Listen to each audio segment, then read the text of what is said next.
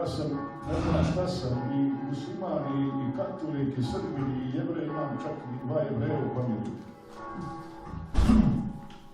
Ali ja mislim da najbolje ova pjesma govori da je to, znate, odgovori.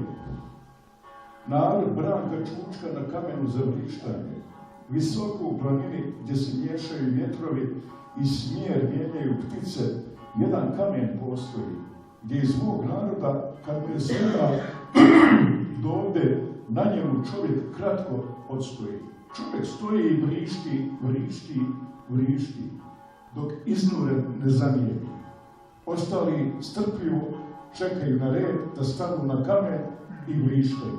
Kukuti ga je meni. Bože mi pomozi dok na kamenu stoje, nisu to ljudi, već biste. Ili bi da se izvrištite, bit će da biste. Ali samo silaze smijenjeni, čistih duša, čistilište. Jer tolikim se ovdje skupilo da neće stići da se izvrište. Ispuste dušu licem pred samim kamenom, kao umorni pospani putnik pred rasprodatim konačištem. Ova zadnja sentenca dovoljno govori da je neko rasprodao Jugoslaviju.